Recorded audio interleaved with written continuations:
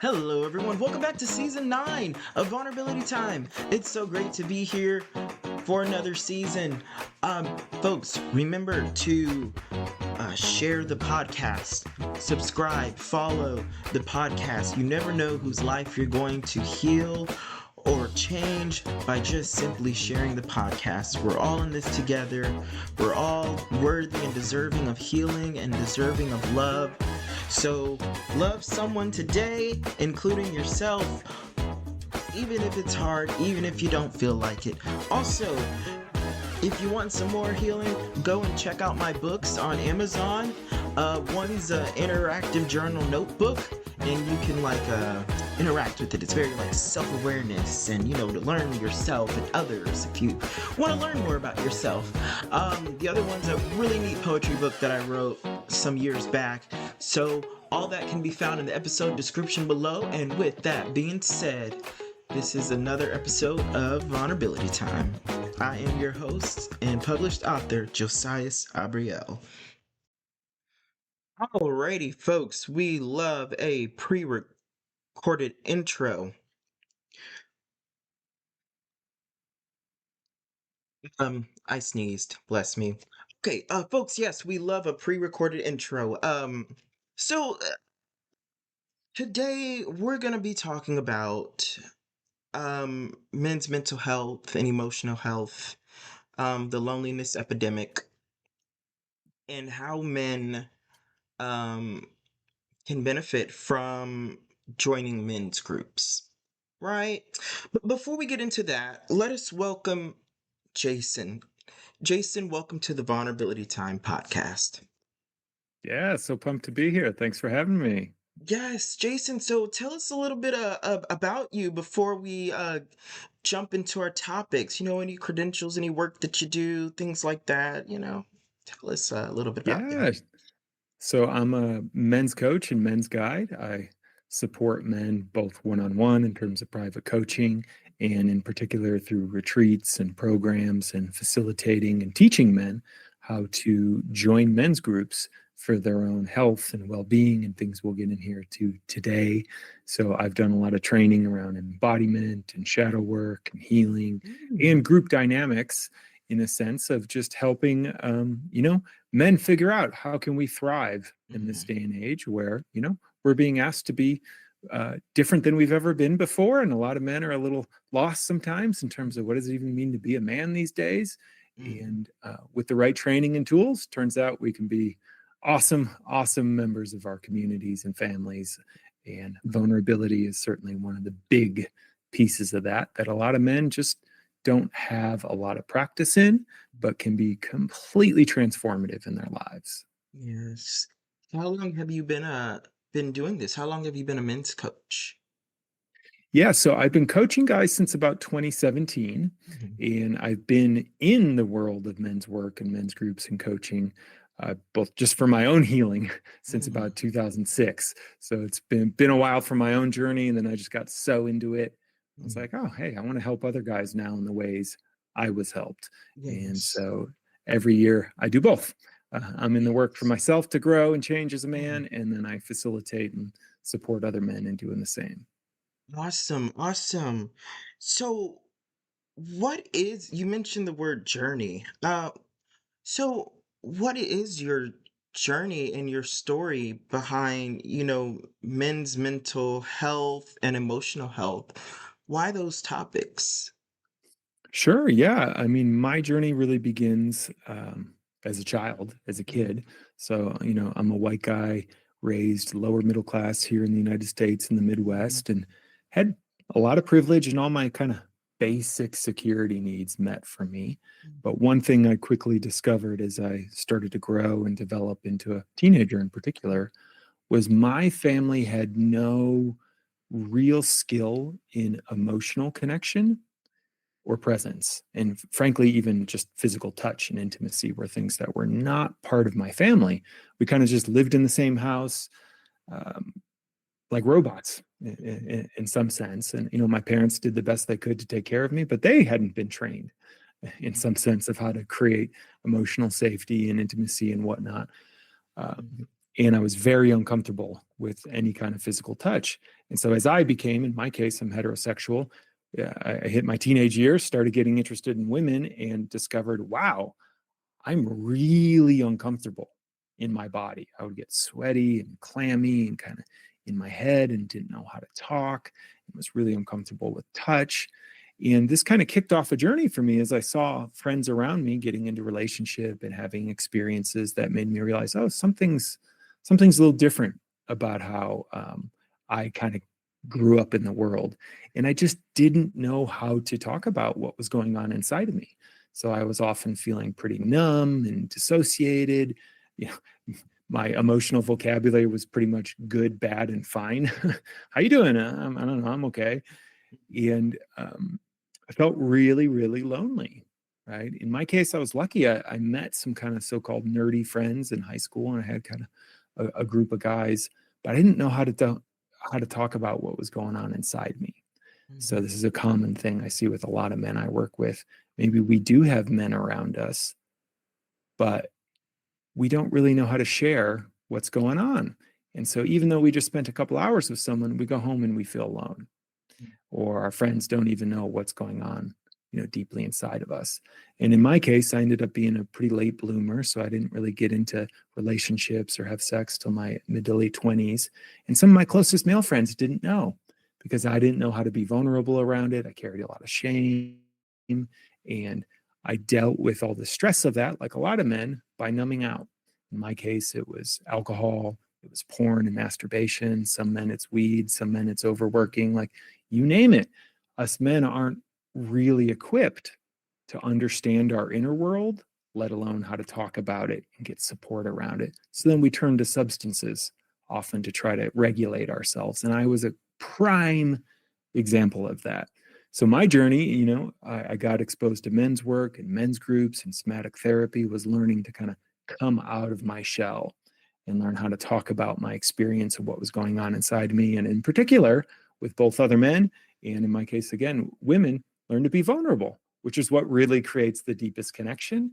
And often that in itself is so healing for not just men, but any human being. The sense of I'm seen. Someone can see me right now, and I'm accepted for who I am.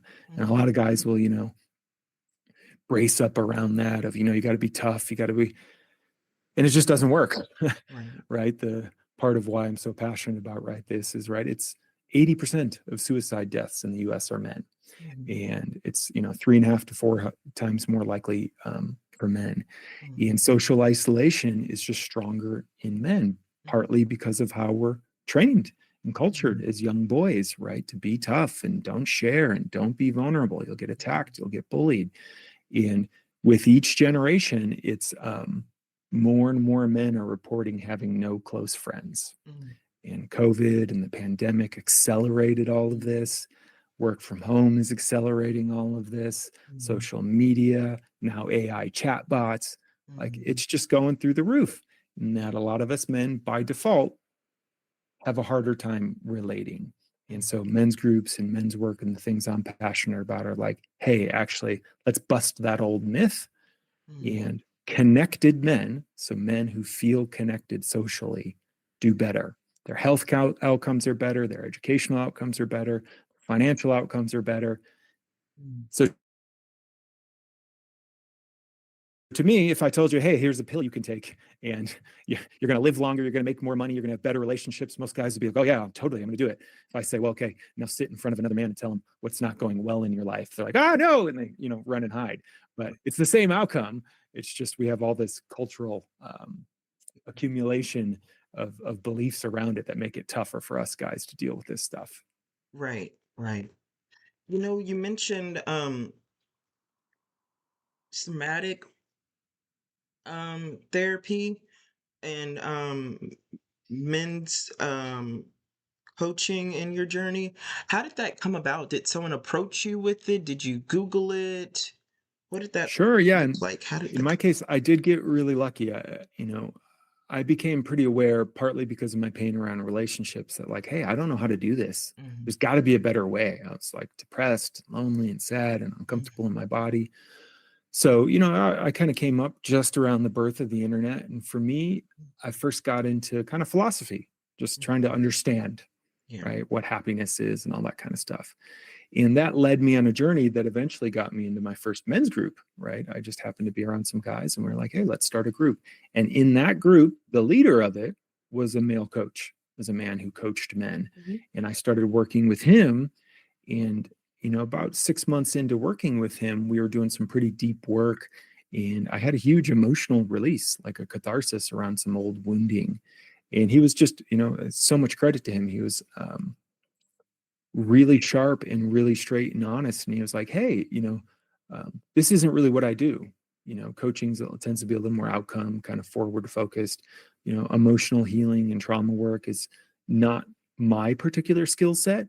Um, I want to keep working with you, but I'm thinking it'd be good for you to work with someone who's really trained in supporting you, getting more intimate with your nervous system. And just so happened in his case, his wife was a somatic therapist. And so I started meeting with her and getting more in connection to my body Yeah. and learning the signals of really all kinds of stuff was just a total game changer for Yeah. me. And now I find they all work together really well. Somatic Yeah. therapy, men's group coaching can just completely accelerate Yeah. anyone's transformation. Yes, very important to have our nervous system regulated and, understood and recognized. Can you talk to us a little bit about the importance of that? Because even for me, I always, advocate for mental health, mental health, mental health. And I'm realizing also nervous system health. Nervous Mm-hmm. system health, got to regulate that nervous system. Yes, yes, the mental health goes far, but so does the Yeah. nervous system because it's our second brain. The nervous system remembers impacts. It remembers for our survival. It remembers sensations. We may forget, but the body keeps count. The body keeps score. The body remembers. So can you tell us Yeah. about how important that is and go a little deeper into how the shift from the nervous system, um, um, the healing of the nervous system. Because I know we can talk about like, mental health and stuff like that, and that can take us so far into the healing. But also, what about the nervous system? What did that look Yeah. like for you? Yeah, it's so key. And this is where I do see a lot of men get trapped just focusing on their thoughts, right? Mm, Men, we love to think and ruminate. And there's a lot of great work around mindsets and shifting that kind of stuff. But oftentimes, the types of distress a lot of men are in, mhm, we think we can think our way out of it. That's not the case. It actually ends up contributing more to mhm, rumination and worry or whatever that might be. And one of the hard lessons I've had to learn over and over is sometimes the fastest way to change your mental state is to change your physical state, your body state, right? So go for a walk, do a workout, take a nice long bath, these kinds of things, which are handling our nervous system a little bit more. And it's a complex thing, right? There's hormones involved, there's habit involved. But the idea is most of us these days spend way too much time in sympathetic arousal, right? So it's that fight, flight um, part of the nervous system that's like activated, vigilant, ready for threat, ready to move, to take action. We're constantly being bombarded by news, by social media. There's a lot more than people ever had to deal with. And it's very fast moving, right? The thing about digital is fast, fast, fast, fast, new info, new info, new info. And that obviously creates a certain effect in our bodies and in our nervous system. mhm, And so learning to downshift, particularly for a lot of men, into the parasympathetic rest and digest state is so key. And learning how to even shift between the two when we need to, right? Sometimes it's go time, sometimes it's recharge time. A lot of men get stuck in go time and then get so burnt out or overwhelmed, they have to crash or take themselves down. And so taking care of our nervous system is literally how much tension is there in my physical body, my muscles, my fascia, How much emotional content am I holding on to? Grief, sadness, fear, anger that I don't know how to express or be with. And this stuff adds up, right? Mm, Particularly, I see it in a lot of guys I work with. I'm kind of in my early middle age now.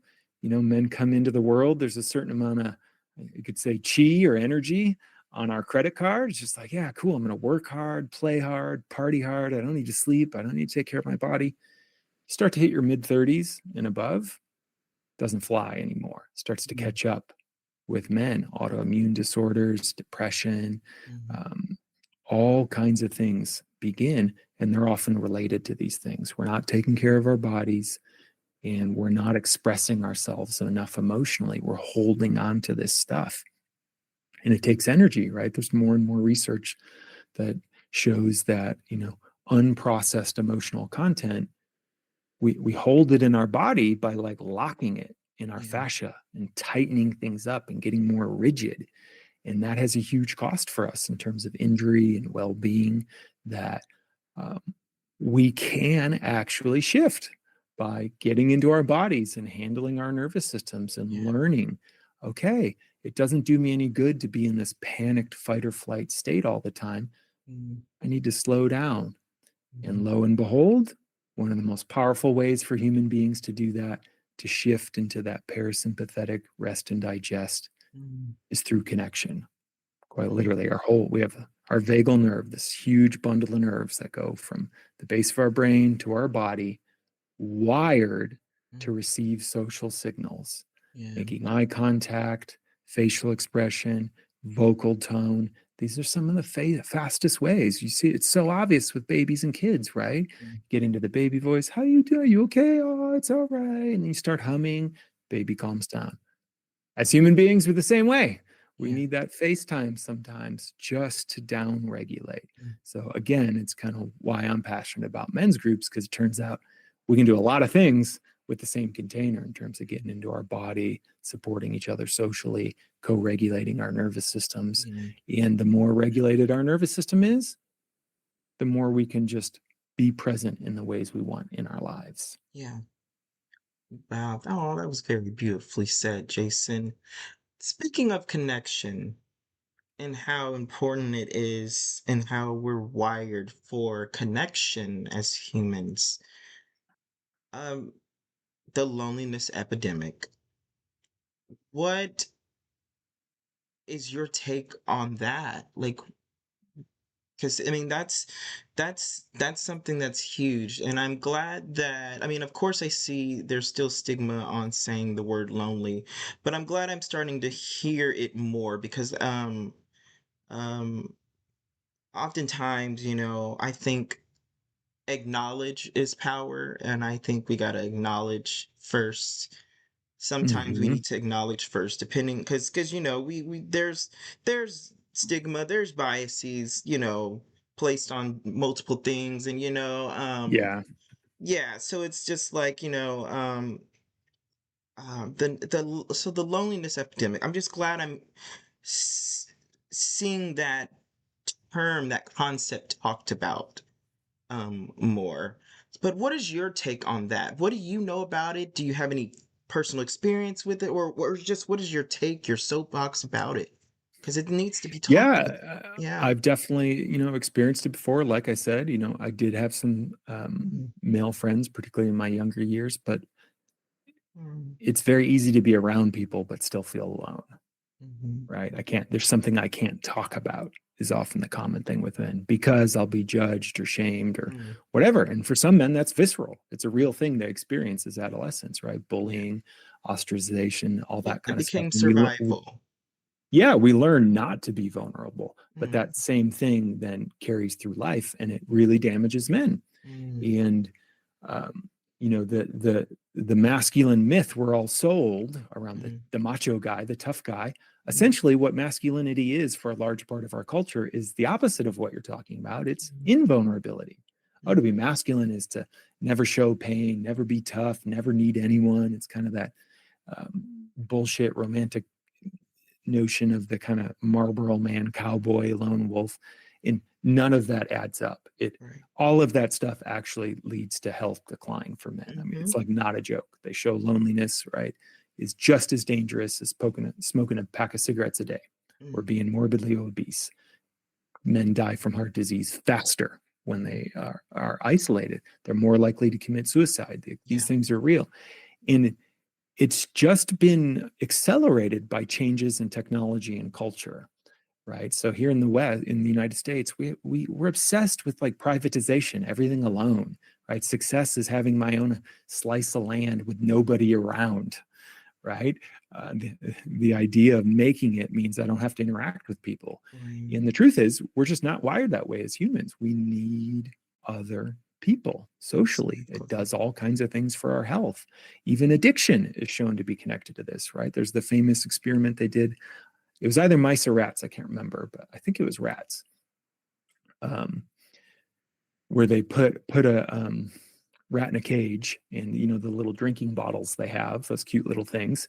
They filled it with morphine, and Mm-hmm. left on its own, the animal would quite literally drink itself to death, become addicted to it, and it would drink itself to death. They put another rat in the cage, so there's two of them. Mm-hmm. It would drink a little and then just be done. Yeah. So the social connection Yeah. is in itself a medicine and tonic. Yeah. And so many men are losing that. There's changing social structures, social groups, less church attendance. All these things add up. More and more work from home. Um, and then social media is a big part of it, right? You Mm-hmm. get to follow people and it feels like I know the person, but they call it a parasocial relationship, right? It's actually just one way. And so it feels like I'm connecting with people all the time, but I'm not. Mm-hmm. And men, I think in particular, are more susceptible to this, again, because of how we're raised Yeah. to be tough, to keep it inside, to be individuals. So it's kind of nobody's fault, but it is having a huge impact. Mm-hmm. And men, turns out, um, we do really well when we're connected to other men. And it Mm-hmm. doesn't take a lot. It doesn't mean you have to go out and have 100 friends, right? But this is why I'm passionate about groups. It's just a couple of solid guys we can get real with. Yeah. Completely changes our capacity to handle stress, to be in health, and to feel connected, Mm-hmm. in the world.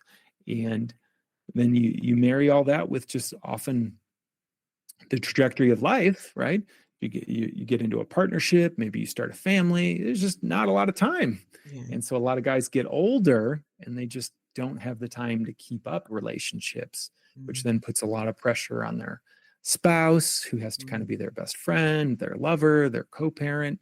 And again, something good like a men's group can just really shift so many of these different things. Yeah. And it's encouraging because it's almost like not a month goes by now I don't get forwarded or sent some kind of article about the loneliness epidemic for men and how people are starting to talk about it and acknowledge it, and that we need to keep an eye on this because Yeah. um, men in pain tend to cause pain, Yeah. and so connection is Yeah. one of the ways we can get around that. Right. Exactly. I completely um hear you. Um, yeah, it's very I know at least within the American society, we're very reactive than proactive. And so Mm-hmm. we're talking about the loneliness epidemic. That's because too much, it's a reaction to something. It's a reaction to things are okay. We're starting to notice suicide rate increase. We're starting to notice this. We're starting to notice that, and now we're reacting to it. Um, yeah. So, but I'm very grateful though that it's even being talked about in articles and things like that because Yeah. the loneliness epidemic that is real. I know we're taught in a very capitalist society. Capitalism, the system encourages individuality, toxic independence, Mm-hmm. and I mean, individualism is killing. It's destroying us. It's really is. The social capital of America has declined. So you're not so you're not going to see, so for folks that don't know, so in sociology, we have this concept called social capital, and it's basically what Jason's been saying. Groups, clubs, human Yeah.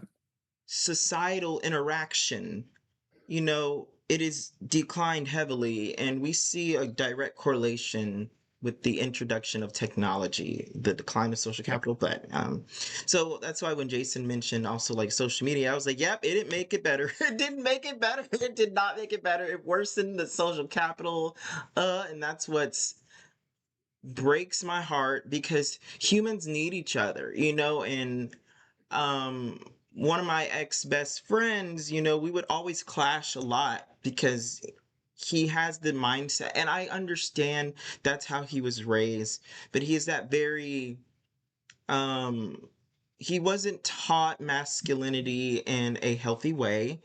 I'm Hmm. I'm for me personally, I'm tired of using that word toxic masculinity. Why? Because Yeah. I notice when I say that, I am judging men on purpose. My intent was to judge men. Why? Because I've been through a lot of trauma with men, whatever. I Hmm. mean, sorry, not whatever, but been through a lot of trauma with men, whatever. Why do I say whatever? Um, but however, I have been healing, and I'm at a place now where I genuinely want to just love men. Like I just want to love men, and because I did this thing where I was just like, I need to see men as humans so I could love them. Hmm. Because it's society says be a man, be a man, be everything but human. Um so I was like, I need to see men as human. And now I'm at Yeah. a place in my healing journey where it's just like I can see them, and I'm working on seeing men as they are, meeting them where they're at and loving them. Understanding that honestly, it's not their fault. It really is not their fault. I feel like society didn't start with them, it started to them. Because once Hmm. upon a time, everybody was just a little kid who was learning and soaking in information. But yes, anyways, the decline in social capital, right? And individualism, I just think is, sorry, I didn't mean to get off topic, but individualism is killing. It literally is killing. Hmm. And with the decline in social capital, we see suicide rates go up. And like you said, Jason, majority of suicides in America and in the UK are men, and in America, there's more female born individuals than male born individuals, but men make up Hmm. more than half, way over half of all suicides. And I'm not talking about intersex folks. Folks, if you're intersex out there, I just don't know the statistics on intersex individuals. For those who don't know what intersex are folks that are born both or born neither. I know we're not taught that in school, but there are folks that are out of the womb, born with both sets of private parts, or born neither, um, or their hormones match both. But Hmm. yeah. So I just want to give recognition to those who are intersex. I recognize you. I see you. I just don't know the statistics just yet, and I don't want to, speak too soon and get something wrong. But I did want to recognize and acknowledge you all. Um, yes, the loneliness epidemic, it's literally killing and it's destroying. And I'm just really not a fan of that. Humans need each other. There's tons of research, psychology, biology that,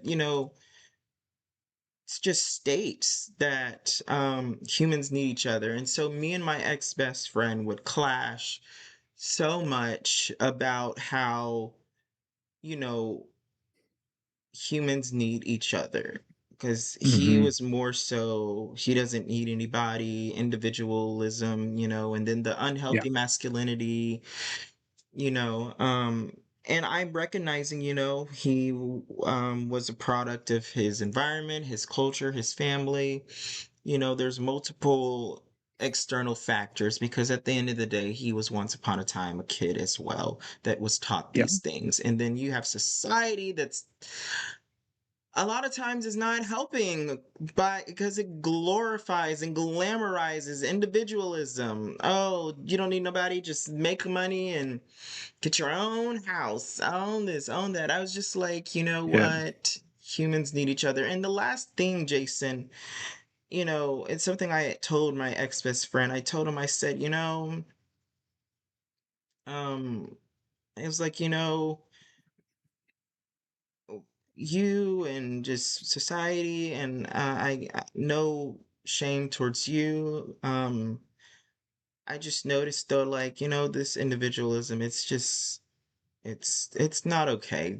Folks are dying. Um, and Hmm. humans are just separating, and it bothers me. But I was like, we need each other, even if we don't want to recognize it. Like I was like, that house, that roof over your head, it took multiple hands to come together to build that. It's like humans need each other, and if we Yeah. think we don't, then build our own houses, build our own cars. Bet you we won't do that. So it's like, yeah, we need each other, even in the ways that we don't even, think about. Like it was just like, Hmm. yeah, like this house that I'm in right now. Oh, multiple hands came together. So I'm personally not a fan of society currently, especially because, society is glorifying independence to an unhealthy amount. And I feel like there's definitely different intersectionalities depending on the the type of boxes society wants to put people in. So men have like society has a different box for men. And so I'm sure there's things compounded on, in that as well. Um, but I know for me, Jason, I came up with I don't know if it's already a term because I never heard of it, but I came up with it to help me with my healing journey. I believe it was like few years ago, 4 years ago, um, well, 6 years ago when I came up with the term and said, I'm experiencing toxic independence, right? Like I'm Hmm. just like, for the life of me, I know based off research and stuff like that, like I just had to learn about the body and the brain, I had to learn. So, I literally know from a research standpoint that humans need each other. However, for the life of me, I could not lean on someone. I Hmm. could not. I could not. Even when I knew I needed to, I still couldn't. I could not until 4 years ago when my world got ripped underneath from me and I just had no choice but to lean on someone. But it did not happen on my own will at first. And so, Often the case with a lot of men I work with as well. yes, There's and I was just about to get to something that. Hmm. something comes along, either a health crisis, a Hmm. financial crisis, job loss, partner leaves them. There's lots of different things that Hmm. will. Um, you I wish I could say I've found a better way, but for a lot of guys, it just takes a certain amount of pain before Yeah, they're like, "Wow, actually, I can't keep doing this. I got to do something else." right, right. And you know, for the skeptical men out there, I tell them, okay, maybe you haven't hit that point yet, but every single human being, Hmm. speaking to men, but this is really all human beings, Hmm. at some point, no matter how tough and independent you think you are, there will be a time where your body will fail you. Yeah. Could be sickness, could be old age, but it's coming for every single person. Hmm. And that moment is the moment you're going to discover, what kind of network do I have around me? Yeah. And what is my capacity to receive, Yeah. to actually allow help in, which is a huge challenge for so many guys. Yeah. And, there's a certain kind of tough guy out there. I've worked with them before that really pride themselves on, I don't need anybody. I can figure it all out on my own. And as I go deep with them, often what we discover is they're just scared to be vulnerable. Because if I open up, I could be rejected or hurt. And I probably have been in the past. Mm. And so there's healing and there's growth work right around that. But it's a real thing, like you said, that sometimes we won't get there by ourselves as men. Something's got to kind of push us there. And what I Yeah. tell guys is, hey, get ahead of the curve, right? I help men start groups now, and I can't tell you how kind of painful and awe-inspiring at the same time it is, where I'll get a guy to come into a group, he'll start a men's group or be in one, and then just so happens within a couple of months, it might be a cancer diagnosis, might be a spouse or loved one dying, might be a loss of a job, like major life challenges and stressors come in. And they're like, oh my God, this would have been so different had this happened 6 months ago. But I got a team at my side that can help me through this. And I can't imagine what it would have been like to go through this experience alone. So there is a way you can get out there and get ahead of it, guys, because you just never know what's going to come at you. And again, the idea is it's not that you have to stop being independent or self-sufficient, but the truth is you're going to do better the more connected you are, right? It's a connection is the medicine for stress almost always, as is belonging, right? That toxic individualism, it creates depression as well, because suddenly we don't feel like we're part of anything. We're not part of the planet. We're not part of a social community. So what does it matter if I'm here or not? Right? But what I've seen, getting men connected to other men where their presence matters, getting men connected to nature where they quite literally get to feel, oh, it's not that us humans are at the top of this. We are part of a web and we influence it and it influences us. Okay, I'm not alone at any given point in time, right? Like literally I can go outside and feel that I'm part of a biological system. So he does incredible things for men's well-being when they feel like they belong. And when we don't have that, we do have that kind of toxic individual thing. And, to take it back to part of what you're talking about, when you're in that depressed, toxic individual state, guess what? It's easier to control you and sell you shit. But then it's like, oh, just go buy this thing and you'll feel better. And no, it never works that way. So, again, it's kind of no one's fault, but this stuff is all swirled together. But as men, we do have a choice right now to say, you know what? We can do things differently. We have choice in terms of how the types of relationships we create with each other that then also then model that for other men. I love what you're saying. What I'm hearing is connection is not weakness. Connection does not make you less than. Connection makes you more. Boom, right? These, again, one of the central myths we often deconstruct here is the lone wolf, right? I'm the wolf who's out on my own, don't need anything. Guess what, guys? In nature, the lone wolf is the one that was kicked out of the pack and it will die sooner. The wolves that are in the pack will live longer, healthier lives. And it's the same thing now. And so even if you're a guy who's just focused on performance and toughness, guess what? You're going to make more money, have better relationships, and be able to achieve more in relationship. Even I joke with guys all the time. Most people have had the experience of, okay, go do a workout. Okay, yeah, cool. I pushed myself. I worked out. Great. Do that same workout with a buddy.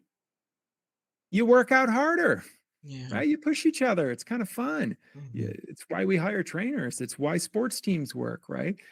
We push ourselves more, and that happens in every area of life. So the men I know who are serving the most in the world, creating the healthiest relationships, they're well connected in community in these ways. And so it has a lot of tangible outcomes too, even beyond just mental health and well-being. But even if nothing else, you'll live longer the more connected to other people you are. Yes. Very, very well, beautifully said, Jason. Thank you for sharing that, Jason. Um, so are there, before we wrap up, do you have like a website or something? Yeah. Um, if so, can you, it'll be in the episode description below, folks, but, could you tell us a little bit about that? Yeah, the easiest way to kind of keep up with everything I do in terms of coaching, retreats, and all that is you can go to my website, evolutionary.men.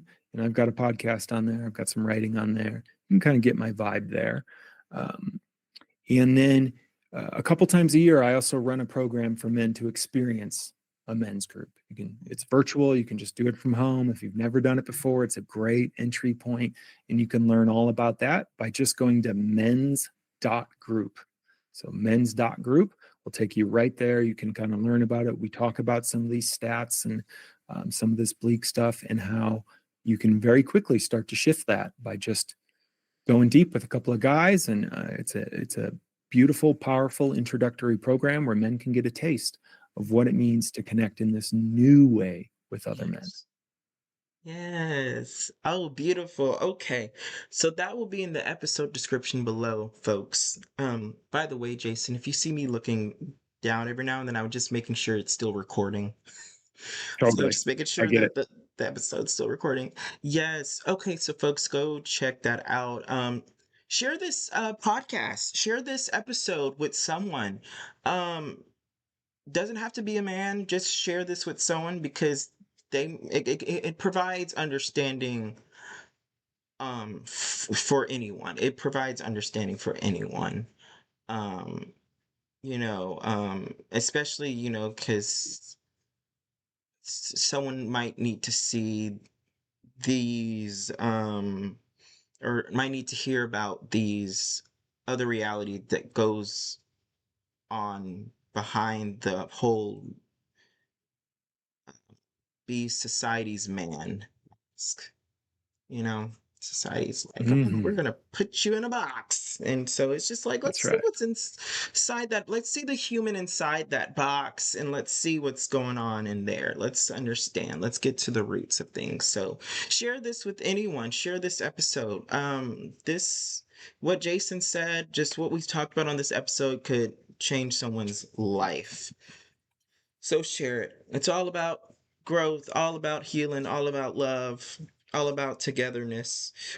Um, let's do this together, folks. As the human species, we're doing better. We can do better. And yeah, I was gonna say something very, very beautiful, but to make this all. But anyways, it slipped my mind. But okay, folks. Well, with that being said, it has been another episode of Vulnerability Time. Stay tuned for whatever next episode will be. Alrighty, bye, folks. Jason's.